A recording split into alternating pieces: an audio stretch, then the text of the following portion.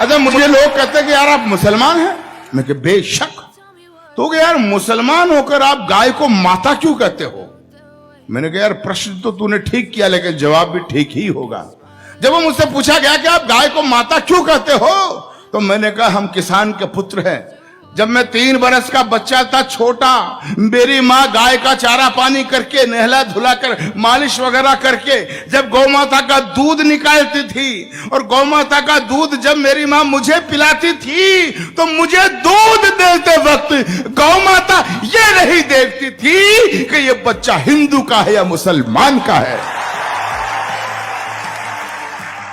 जब समान भाव से गौ माता मुझे दूध देती थी और मुझे कहते हुए ये फक्र होता है, उसी गौ माता का दूध जब मैंने पिया, मैं 56 किलो वजन में यूनिवर्सिटी में LLB करने गया, तो मित्रों आपको जानकर ये खुशी होगी, उसी गौ माता के दूध की वजह से मैं पूरे राजस्थान में कुश्ती का चैंपियन रहा हूं। यह मुझे फक्र है। युगों युगों से भरत भूमि की शान रही गौ माता है, इस मिट्टी के कण कण की पहचान रही गौ माता है। गौ माता है जिसका अमृत पी के खुद को खड़ा किया। गौ माता है जिसने हमको पाल पोष कर बड़ा किया। गौ माता है जिसकी चर्चा त्रिभुवन में पर्याप्त हुई। गौ माता है जो समुद्र मंथन से हमको प्राप्त हुई। गौ माता है जिसके निस्दिन गुरु वशिष्ठ गुण गाते थे, कृष्ण कन्हैया नटवर नागर जिसका यश दोहराते थे।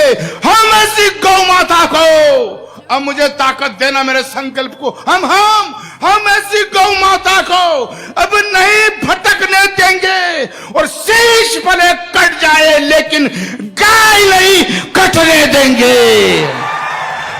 अरे भाई इतना हल्ला, मजा आ गया।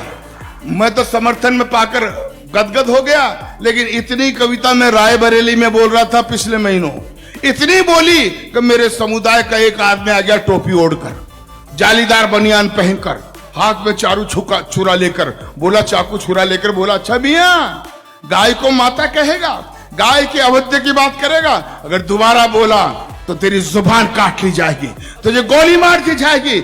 मित्रों वो मुझे धमकाते रहते हैं, लेकिन पूरा देश जानता है जब से मैंने कविता लिखी है मैं हर मंच पर इसे पढ़ता आ रहा हूं, और मुझे धमकाने वाले मेरा बाल भी बाका नहीं कर सके। क्यों? क्योंकि मैं अच्छी तरह से जानता हूं कि संकट कटे मिटे सब पीरा, जो सुमरे हनुमत बलबीरा। जिस आंगन में गाय नहीं वो घर भूतों का डेरा है। जिस आंगन में गाय नहीं रहता घनघोर अंधेरा है, और जिस आंगन में गाय नहीं वो घर भूतों का डेरा है। अरे जिस आंगन में गाय नहीं, अगली पंक्ति में समर्थन देना, जिस आंगन में गाय नहीं यमदूत वहां पर हंसते हैं, और जिस आंगन में गाय बंधी हो देव वहां जा बसते हैं।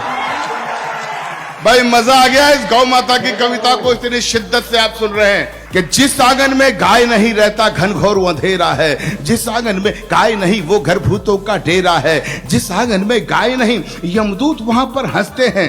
तो जिस घर में गौ माता हो वो घर फूले वो फलता है, जिस घर में गौ माता हो खुशियों का दीपक जलता है, जिस घर में गौ माता हो उस घर के भाग संवर जाते। गाय पूंछ को पकड़ लोग वैतरणी पार उतर जाते।